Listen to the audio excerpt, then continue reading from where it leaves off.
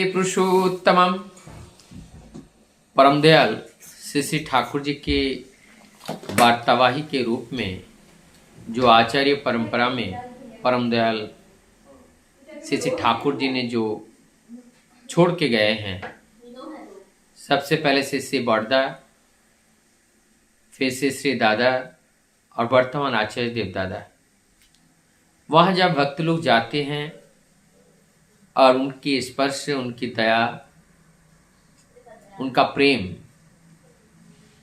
से जब अभिषिक्त होते हैं तो सूखा हुआ हृदय भर उठता है और स्पर्श ठाकुर जी का एहसास होता है कि ठाकुर जी उपस्थित नहीं है शरीर में। ऐसा नहीं लगता है, लगता है आचार्य के माध्यम से हमें ठाकुर जी का स्पर्श मिल रहा है और स्वयं ठाकुर इस आचार्य में विद्यमान होकर के हम ये सभी भक्तों का सारे समस्याओं का समाधान निरंतर दे रहे हैं। एक छोटी सी घटना का उल्लेख जो आचार्य दादा के साथ निरंतर ऐसे हजारों घटनाएं होती रहती हैं, उसमें से एक व्यक्ति आते हैं, आचार्य देव को प्रणाम करते हैं, उनके चरणों में कुछ निवेदन करते हैं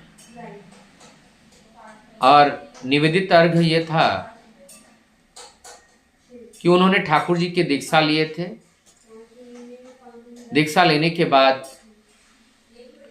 फिर उन्होंने ठाकुर जी का नित्य कर्म करना छोड़ दिया। प्रार्थना करना, स्तुति करना, सत्संग अटेंड करना, ये सारे चीज उन्होंने छोड़ दिए। जब इस नित्य कर्म को उन्होंने छोड़ा, खेत को जब छोड़ दिया जाता है, जुताई नहीं होती है तो बंजार पड़ जाता है। ठीक उसी प्रकार से वो बंजार पड़ गया। जीवन में अंधकार छा गया, चारों ओर की रास्ताएं बंद हो गई और विवश हो गए और क्या करूं समझ में नहीं आता है। सभी लोग अपने अपने तरह से बोलने लगते हैं कि आपको किसी ने कुछ करवा दिया, ये हो गया, वो हो गया, तुम्हारे पूर्व जन्म के वो कर्ज है वो चूक रहा है। इस तरह से तुम्हारे जीवन में अनेकों समस्याएं आ रही है। किसी ने कहा कि जाओ आश्रम जाओ, जा करके आचार्य देव से निवेदन करो, देखना तुम्हारा समस्या का समाधान हो जाएगा। उसी बात को सुनकर के वहां आए, आचार्य देव को निवेदन किए। तुरंत कहाँ रहते हैं ये बात किया और कहा कि तुम्हारे वहां पे इस नाम का एक व्यक्ति रहता है, अब उनसे संपर्क में रहना। लेकिन उन्हीं के नाम सुनते ही वो व्यक्ति थोड़ा सा बेचैनी सी लगने लगी, मन उनका खराब हुआ। माने ये था कि उस व्यक्ति से वो आहत थे, इसलिए तुरंत उन्होंने माना कर दिया। फिर सारे वृत्तांत तो उनसे पूछे, उनकी समस्या का समाधान किया। आचार्य देव दादा ने जो जो बातें बोले उन्होंने करने के लिए हाँ भरी। फिर घर आए, नित्य नियमित सारे कार्य करने लगे। फिर बाद में उनका वो जीवन का जो समस्याएं हैं वो सारी समस्याएं एक एक करके समाप्त हो जाती हैं। इसके बाद और एक घटना का उल्लेख करते हुए कहते हैं, एक व्यक्ति आते हैं, आकर के उस क्षेत्र के कुछ बातें बताते हुए कहते हैं कि कुछ लोग ठाकुर जी के ऐसे हैं,